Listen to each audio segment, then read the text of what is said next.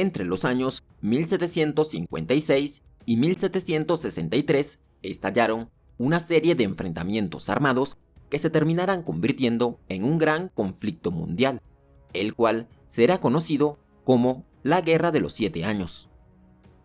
En esta guerra, los estados más poderosos de la época se enfrentaron entre ellos, dividiéndose en diferentes alianzas.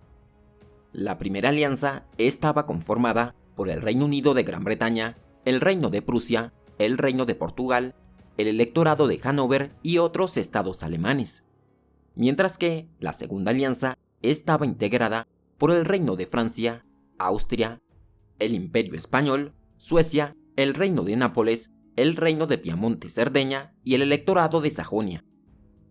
La lucha entre estas dos alianzas tendrá un alcance mundial, desarrollándose no solo en Europa, sino también en otros continentes, en especial en Asia y América. Por esta razón, al día de hoy, muchos historiadores piensan que la Guerra de los 7 Años debe ser considerada como la auténtica Primera Guerra Mundial. Antes de que iniciara la Guerra de los 7 Años, ocurrió otro conflicto que enfrentó a las potencias europeas y que será muy importante para su estallido. Este fue la Guerra de Sucesión Austriaca. Esta guerra comenzó cuando María Teresa de Austria se hizo con el control del trono austriaco, luego de la muerte de su padre, Carlos VI. Muchas potencias europeas no reconocieron a María Teresa como una heredera legítima. Así fue como estalló un enorme conflicto que incluso se extendió a los territorios coloniales europeos en otros continentes. En este conflicto, los austriacos y los británicos se aliaron para enfrentar a las fuerzas de Prusia y Francia, en una lucha en la que Austria perdió varias partes de sus dominios. Al finalizar la guerra, los austriacos recuperaron muchos de sus territorios, pero Prusia se negó a devolverles las tierras de Silesia. Así que esto se convertirá en uno de los motivos que provocarán el inicio de la Guerra de los 7 Años. Y es que la soberana austriaca, María Teresa, estaba decidida a enfrentarse a los prusianos para recuperar Silesia. Por eso, reconstruyó a su ejército e ideó una estrategia diplomática para convencer a los franceses de abandonar a sus aliados prusianos. Por su parte, Francia ahora estaba centrada en su rivalidad con Gran Bretaña, pues estos dos estados estaban compitiendo por territorios coloniales en la India y América del Norte, los cuales contaban con importantes recursos como el algodón, el té y las pieles. También el Imperio ruso se unió a la alianza de austriacos y franceses, ya que Prusia representaba un obstáculo para sus metas en Europa Central. Mientras tanto, los españoles se encontraban en medio de grandes hostilidades con los británicos, pues estos últimos buscaban debilitar su imperio. Así, se fueron formando los bandos que participarían en la guerra. La alianza entre Prusia y Gran Bretaña también estará conformada por el Reino de Portugal y varios estados del Sacro Imperio Romano Germánico. En cambio, a la alianza entre austriacos, franceses y rusos, más adelante se le unirán España, Suecia, Nápoles, Piamonte-Cerdeña y Sajonia. Y de esta manera iniciaba la Guerra de los 7 Años. Como les mencionaba al principio, la Guerra de los 7 Años se terminó convirtiendo en un conflicto global que se desarrolló en varios continentes. En Europa, las fuerzas británicas y prusianas fueron lideradas por el rey de Prusia, Federico II.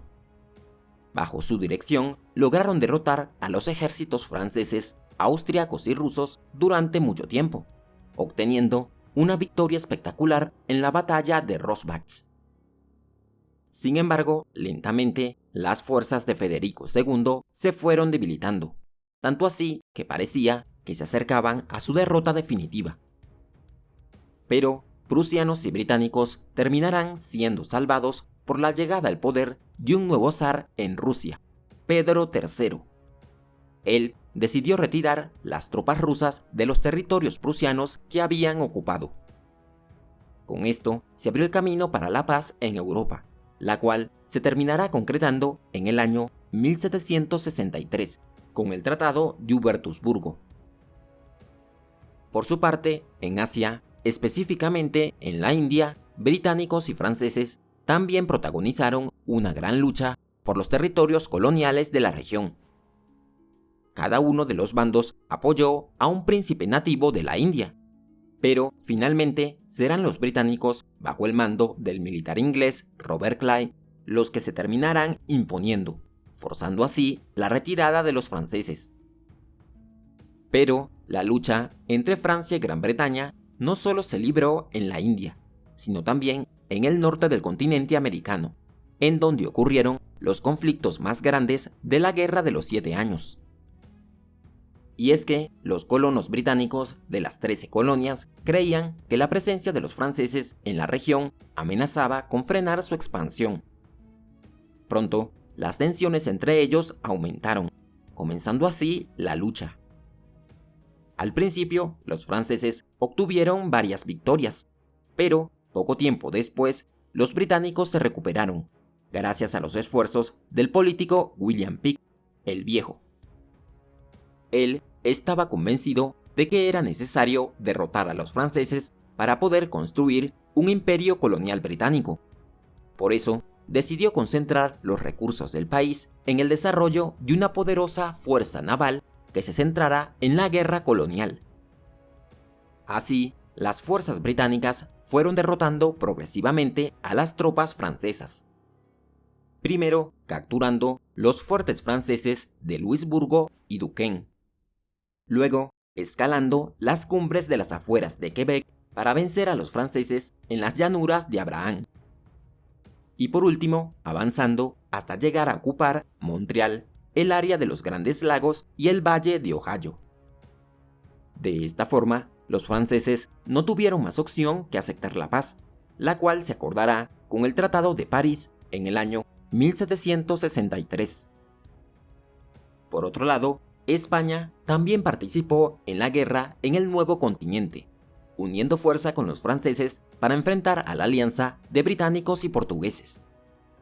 Los británicos atacaron distintos lugares que estaban bajo el dominio español, como por ejemplo La Habana en América y Filipinas en Asia. Por su parte, en el sur del continente americano, España se enfrentó a las fuerzas combinadas de británicos y portugueses por el dominio de las tierras de alrededor del Río de la Plata. Allí, las fuerzas españolas fueron lideradas por el gobernador de Buenos Aires, Pedro de Ceballos, quien logró tomar el control de la colonia del Sacramento, Maldonado y las fortalezas de Santa Teresa y San Miguel. Ceballos pretendía seguir avanzando por la región.